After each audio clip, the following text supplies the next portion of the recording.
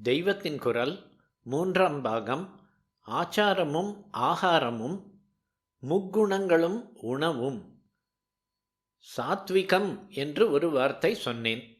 போஜனம் என்பது உடம்பை வளர்ப்பதற்கு மட்டுமல்ல, உள்ளத்தை வளர்த்து கொள்வதற்கும் உதவும்படியாக அதை பண்ணிக்கொள்ள வேண்டும் என்பதாலேயே சாஸ்திரங்களில் ஆகாரத்தை பற்றி அநேக நியமங்கள் சொல்லியிருக்கிறது.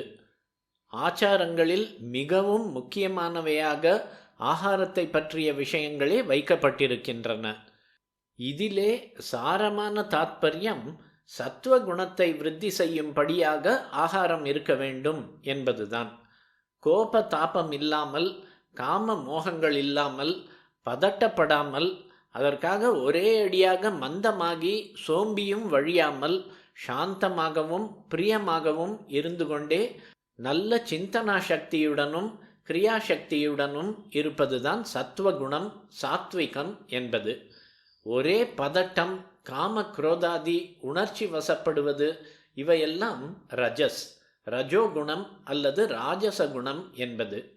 ஒரே சோம்பல், தாமசகுணம். இப்படி 3 குணங்கள் உணர்ச்சி மயமாக, ஓவர் இமோஷனலாக, டடாபுடா என்று தாறுமாறாக காரியம் பண்ணுவது ரஜஸ். அது ஒரு எக்ஸ்ட்ரீம், கோடி. ஒரே டல்லாக, எதற்கும் பிரயோஜனம் இல்லாமல், புத்தி இல்லாமல், காரிய சக்தியும் இல்லாமல் இருப்பது தமஸ், இன்னொரு எக்ஸ்ட்ரீம். இரண்டுக்கும் நடுவே சமநிலையில் பேலன்ஸ்டாக இருப்பது சத்வம். மனசின் எழுச்சி ரஜஸ், தாழ்ச்சி தமஸ், சமநிலை சத்வம். எண்ணம், காரியம் இதுகளை கட்டுப்பாட்டில் வைத்திருக்கிற சத்வத்தையும் விட உசந்த ஒரு நிலை உண்டு. அங்கே மனஸ், எண்ணம், ஷரீரம், காரியம் இதுகளை ஒருத்தன் அடியோடு கடந்து விடுவான். தமஸ் மனசின் தாழ்ச்சி என்றால் இது மனசின் வீழ்ச்சி. தமசிலே தூங்குவான், இதிலே சமாதி நிலை அனுபவிப்பான். என்ன வித்தியாசம் என்றால், தூங்குகிறவனுக்கு தன்னை தெரியாது, சமாதியில் இருக்கிறவனும் வெளியில் பார்த்தால் தூங்குகிறார் போலத்தான் இருந்தாலும் அவனுக்கு தன்னை நன்றாக தெரியும். தான் ஒன்றுதான் இருக்கிற எல்லாமும் என்று தெரியும். இப்படி இருக்கிறவன் நாமெல்லாம் சின்னதாக நான் நான் என்று எதையோ சொல்லிக்கொண்டு அதற்காக இத்தனை ஹிம்சையும் பட்டு கொண்டிருக்கிறோமே, அந்த நானை பற்றி நினைப்போ அறிப்போ கொஞ்சம் கூட இல்லாமல் ஈஸ்வரன் கை கருவியாக லோக கல்யாணத்துக்காக ரஜோகுணக்காரனை விட நிறைய சிந்தித்து நிறைய காரியமும் பண்ணுவான். நாம் பட்டுக்கொண்டு அடிபட்டு கொண்டு பண்ணுவதை விட ஜாஸ்தியாகவும் சவரணையாகவும் இவன் பட்டுக்கொள்ளாமலே பண்ணிவிடுவான்.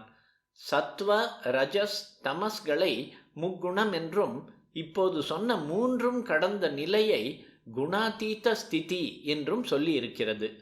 கீதையில் பகவானும் திரிகுணங்களை பற்றி விஸ்தாரமாக சொல்லி அர்ஜுனனிடம் நிஸ்திரைகுண்யோ பவ, 3 குணங்களும் இல்லாதவனாக அவற்றுக்கும் மேலே போ என்கிறார். கீதை 2.45. குணத்ரய விபாக யோகம் என்றே கீதையில் ஒரு அத்தியாயம். அதிலே சத்துவகுணம், ரஜோகுணம், தமோகுணம் ஒவ்வொன்றின் நேச்சரும் என்ன என்று சொல்கிறார். அப்புறம் தைவாசுர சம்பத் விபாக யோகம் என்று வருகிற அத்தியாயத்தில் தெய்வகுணம் என்பதற்கு விளக்கமாக அவர் சொல்வதெல்லாம் சத்துவமாயும் குணாதீதமாயும், அசுரகுணம் என்பதற்கு ரஜோ தமோ குண இயற்கைகளாகவும் தான் இருக்கிறது.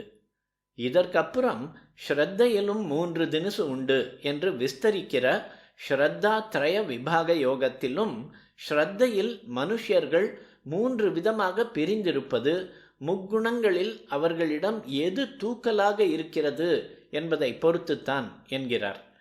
அவர்கள் பண்ணும் பூஜை, யஜ்யம், தபஸ், தானம் எல்லாவற்றிலுமே இது சத்வம், இது ரஜஸ், இது தமஸ் என்று சொல்லிக்கொண்டு வரும்போது நடுவில் அவர்கள் போஜனம் பண்ணும் ஆகாரத்துக்கும் வருகிறார்.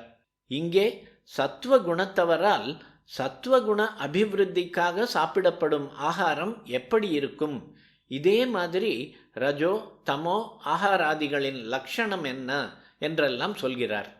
பகவான் கீதையில் சொல்கிறதில் போஜனத்தின் இரண்டாவது அம்சமான அதில் சம்பந்தப்பட்ட மனுஷர்களை பற்றிய பேச்சு இல்லை. போஜன வஸ்துவின் லட்சணத்தை, அது எப்படிப்பட்ட பதார்த்தமாய் இருக்க வேண்டும் என்பதைத்தான் சொல்கிறார். சாத்விகம் என்றதை உங்களுக்கு புரிய வைப்பதற்காக திரிகுணங்களை பற்றி சொல்ல ஆரம்பித்தேன். அவற்றிலே உசந்தது சத்துவம். மனஸ் கொந்தளிக்காமல் கட்டுப்பட்டு அமைதியாகவும் அன்பாயும் இருக்கிற உசந்த நிலை. இதைவிட உசந்தது குணாதீத மனோதீத ஸ்திதி என்றாலும் அது நமக்கு எட்டாக்கை.